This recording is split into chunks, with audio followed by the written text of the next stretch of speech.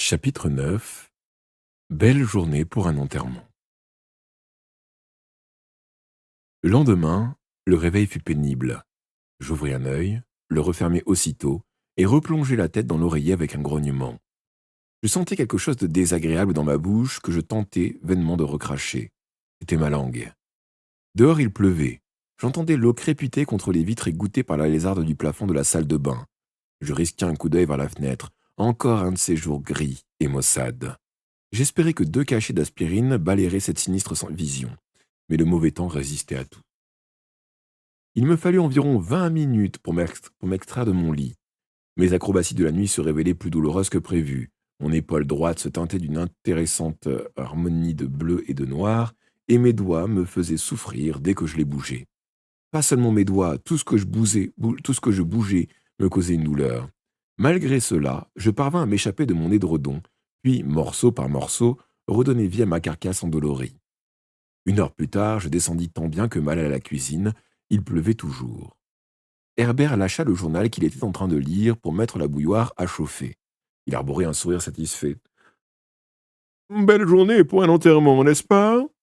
Très amusant, groblai-je en sortant la trousse de la pharmacie. Je ne plaisante pas, insista-t-il en me montrant le journal. La boîte en plastique rouge ornée d'une croix blanche ne contenait qu'un rouleau de sparadrap et un flacon de pastilles contre la toux. Manifestement, Herbert ne redoutait pas une épidémie de peste bubonique. Je rangeai la trousse en grognant et jetai un coup d'œil au journal. Herbert ne plaisantait pas. En effet, un enterrement était annoncé pour le jour même. Pourtant, sur le moment, je mesurais mal son importance, car mes facultés de raisonnement se trouvaient singulièrement amoindries. Le défunt s'appelait Henry von Falkenberg. Le faucon avait fini par revenir au pays. Le journal ne mentionnait ni sa fortune, ni même la nature de ses occupations.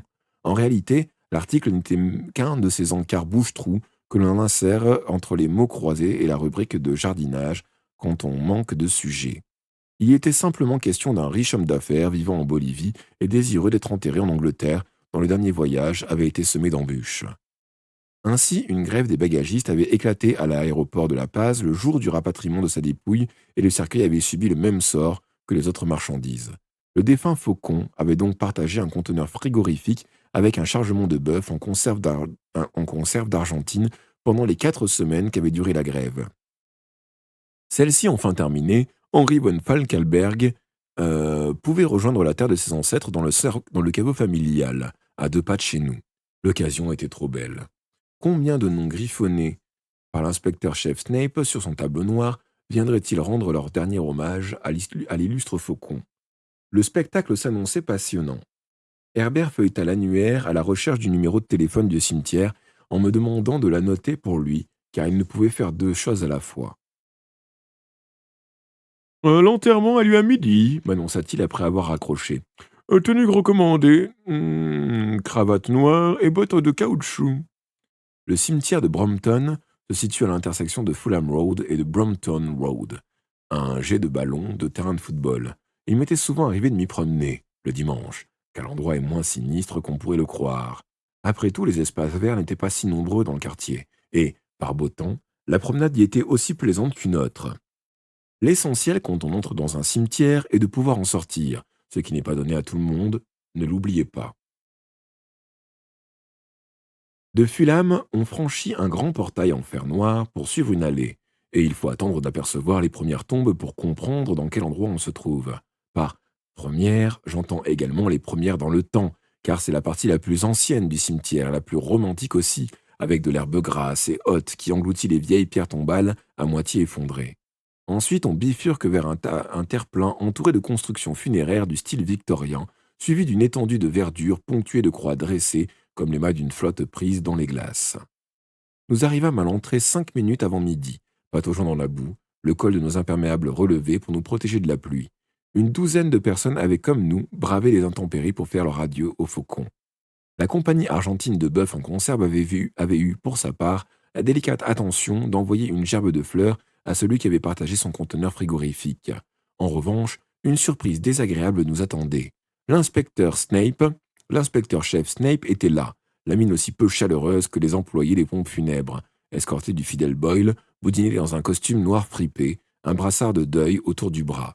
Ce dernier devait plus simplement provoquer des enterrements qui assistaient. Simple et simple, nous accueillit Snape avec un sourire goguenard. Justement, je projetais de vous rendre visite à l'issue de cette petite réunion. Pourquoi? Pourquoi? S'inquiéta Herbert. Le commissariat de Charing Cross nous a transmis un rapport concernant la disparition d'une chanteuse la nuit dernière, une certaine Lorraine Bacardi, qui apparemment aurait été enlevée. Un gamin semble être impliqué. Vous savez qui nous suspectons, je suppose. Fouillez-moi, vous verrez que je ne l'ai pas sur moi, répliquai-je. Je le ferai probablement un jour prochain, m'assura Snape en riant. Je pourrais vous inculper tous les deux peu de meurtre, enlèvement, ivresse de mineurs, escroquerie et désordre sur la voie publique. J'ai assez de motifs pour vous boucler immédiatement. Pourquoi hésitez-vous? Parce que vous m'êtes plus utile en liberté. Je ne tiens pas à vous mettre à l'abri dans une cellule. Je préfère attendre que pour assister à la suite des événements. Allons-y, Boyle, suivons le cortège. Nous leur emboîtâmes le pas. Le caveau de famille des Falkenberg était situé dans la partie ancienne du cimetière, celle où l'herbe haute ensevelissait même les tombes. Un prêtre se tenait à côté d'un mémorial en pierre de la taille d'une cabine téléphonique, surmonté d'une statue représentant un faucon, le bec ouvert et les ailes déployées. Au pied, une tablette de pierre portait une citation de la Bible gravée en relief. Le chemin du juste est comme une lumière dont l'éclat devient plus intense jusqu'au jour parfait. Suivez les noms des Falkenberg décédés. Une mère, un père, 2 grands-parents, un cousin, 7 en tout. Une fosse rectangulaire béante attendait le 8e. Les employés descendirent le cercueil sans perdre une minute. Il pleuvait plus dru que jamais. Ce fut à peine si l'on entendait la voix du prêtre prononcer le service funèbre. Je mis à profit ce court moment de recueillement pour observer l'assistance. Bien que le mauvais temps ne facilitât pas ma tâche à cause des parapluies et les cols relevés, qui dissimulaient les visages, néanmoins, j'identifiai Béatrice von Falkenberg. Ça ne pouvait être qu'elle, une grande femme élégante, en vison noire, qu'un inconnu abritait sous un parapluie. Une voilette de deuil lui masquait les yeux, mais j'entrevis ses lèvres minces et crispées dans une expression de profond ennui. Malgré le joli petit mouchoir brodé dont elle se tamponnait par instants les yeux, son chagrin me parut bien léger. Pour une ancienne grande actrice, sa composition de veuve éplorée n'aurait pas mérité un Oscar. En retrait se tenait un homme qui retint mon attention car il était le seul à ne porter ni imperméable ni parapluie. Petit, replé, les cheveux argentés, le nez chaussé de lunettes rondes en acier qui lui faisaient une tête de hibou. Il oscillait d'un pied sur l'autre et s'adossait de temps en temps contre une pierre tombale. Manifestement, ce n'était pas le chagrin qui le faisait tituber. Ses yeux restaient fixés sur le monument funéraire des Falkenberg, mais il avait l'esprit ailleurs. Qui d'autre? Je reconnus le reporter du journal local qui nous avait consacré un article lorsque Herbert avait ouvert son agence de détective. À part lui, Snape, Boll et la veuve, les autres m'étaient inconnus. Impatient de secourir se mettre à l'abri, le prêtre se mit à débiter ses prières en avalant la moitié des mots pour clore plus vite. Son surplis était maculé de boue. Les pages de la Bible se gondolaient, et quand il voulut jeter la poignée de terre symbolique dans la tombe, le vent la lui rejeta en pleine figure. Il cligna des yeux, bredouilla un amen et s'éclipsa en courant. Béatrice von Falkenberg lui emboîta le pas, suivi de plusieurs personnes. Snape et Boll fermaient la marche. L'homme à figure de hibou enfonça les mains dans ses poches et s'éloigna dans la direction opposée, tandis que nous restions près de la tombe. Très émouvant, très touchant, remarqua une voix familière provenant de sous un gigantesque parapluie multicolore. Le gros, bien sûr. J'aurais pourtant dû me douter de sa présence. Ravi de vous voir, ajouta-t-il d'un ton qui disait le contraire. Je n'avais qu'une envie, quitter cet endroit et rentrer me mettre à l'abri. Bien, dis-je à Herbert, mais le gros me barra le chemin. Si vous aimez les enterrements, vous allez être comblés tous les deux. Je comptais justement en organiser un. Le vôtre. Je suis trop jeune pour mourir, répliquai-je. Expliquez-moi plutôt ce qui vous amène ici. Von Falkenberg et moi étions de vieux amis, des amis très proches. Il possédait une qualité que j'admirais énormément. Sa fortune, je suppose. En ce qui nous concerne, nous n'avons pas retrouvé cette fameuse clé que vous cherchez. Vous devriez interroger Gott et Himmel. De toute évidence, le nom de 2 Allemands ne lui était pas étranger. Ses petits yeux se plissèrent et sa bouche se tordit comme s'il venait d'avaler un des grains empoisonnés. Mais nous poursuivons nos recherches, s'empressa d'ajouter Herbert. Nous vous préviendrons dès que... Je vous accorde encore 2 jours, le coupa le gros en détachant l'œillet de sa boutonnière pour le jeter sur la tombe. Il vous reste peu de temps. Sur ce, il nous tourna le dos et s'éloigna. J'en avais assez. Nous avions commis une erreur en venant à l'enterrement, une erreur fatale, compte tenu de l'endroit. Nous n'y avions rien gagné, hormis peut-être une pneumonie et des rencontres que j'aurais préféré éviter. Herbert éternua. J'ai besoin d'un bon whisky, lança-t-il d'une voix forte. Je ne fis aucun commentaire, mais j'étais convaincu qu'une fois de retour à la maison, il se précipiterait à la cuisine pour se confectionner un breuvage à base d'huile de foie de morue. J'avais tort. La suite de la journée se déroula de façon imprévisible.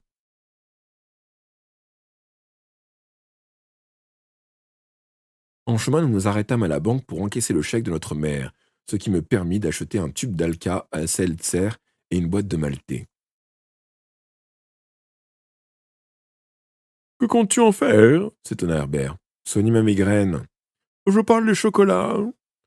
Je lui expliquai. Quiconque avait enlevé Lorraine Bacardi devait désormais savoir que Johnny Naples avait passé le dernier mois de sa vie avec une boîte de maltais dans sa poche et la recherchait fébrilement.